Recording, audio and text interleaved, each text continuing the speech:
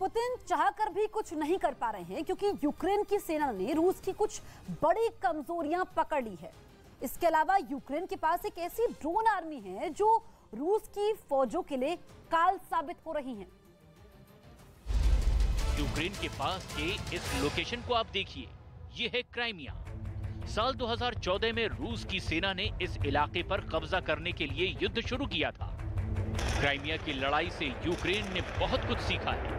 Crimea की लड़ाई में भी रूस की सेना को नाइट विजन की मुश्किल आई थी, लेकिन रूस की सेना ने इस पर कोई ध्यान नहीं दिया था, जिसका नतीजा उसको आज भुगतना पड़ रहा है।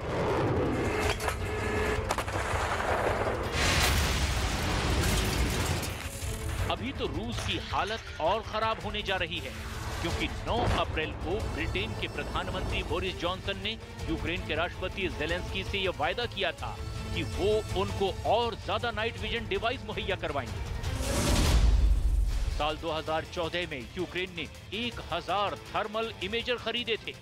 साल 2018 में अमेरिका ने यूक्रेन को 2500 नाइट विजन डिवाइस दिए थे, और अब ब्रिटेन भी यूक्रेन को और ज्यादा नाइट विजन डिवाइस मुहैया करवा रहा है।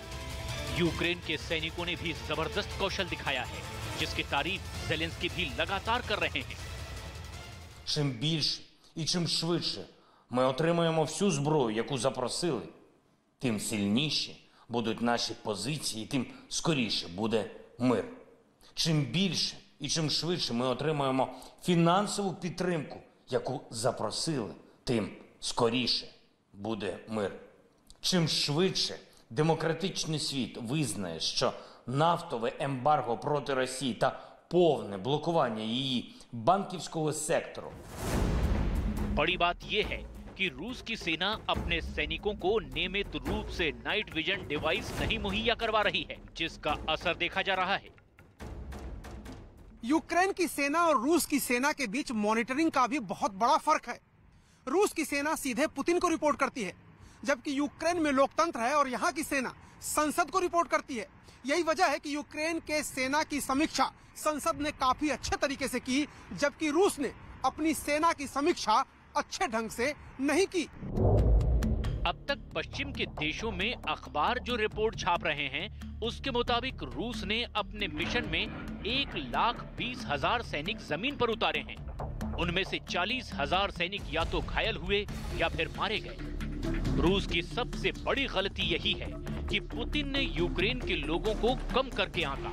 रूस की योजना है कि वो जल्द से जल्द यूक्रेन के आसमान पर कब्जा कर लेगा और यूक्रेन की एयर पावर को पूरी तरह से खत्म कर देगा।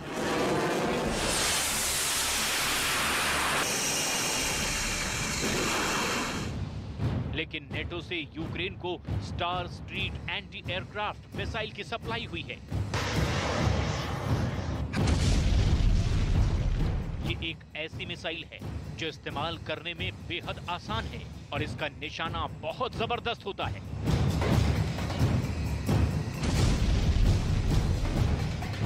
अब रूस के फाइटर जेट को इन मिसाइलों से ही जूझना पड़ रहा है। मतलब नेटो रूस की तबाही का पूरा सामान यूक्रेन को सप्लाई कर रहा है। यही वजह है कि रूस की एयरफोर्स भी ठहर नहीं पा रही है। रूस के सामने यूक्रेन एक छोटा सा देश है। यूक्रेन के मुकाबले रूस की सेना काफी बड़ी है, लेकिन जिस तरह से यूक्रेन के सैनिक लड़ रहे हैं, उसको देखकर लग रहा है कि जंग के मैदान में यूक्रेन इतनी आसानी से हार नहीं मानने वाला है। एक और बात यूक्रेन की सेना के पक्ष में जाती है। यूक्रेन के सैनिक अपने देश के हर क्षेत्र को बहुत अच्छी तरह से समझते हैं।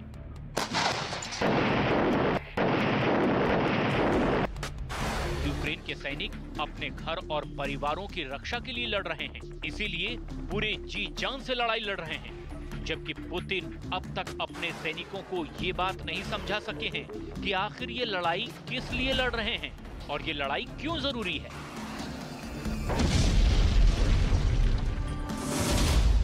रूस और यूक्रेन की सेना का ढांचा भी समझना होगा। दरअसल यूक्रेन में छोटे सैनिक अधिकारियों के पास भी निर्णय लेने का अधिकार है। जबकि रूस में कोई भी निर्णय लेने के लिए शीर्ष स्तर पर चर्चा करनी होती है। और यही वजह है कि यूक्रेन की सेना ज्यादा चालाकी और फुर्ती से रूस पर वार कर रही है।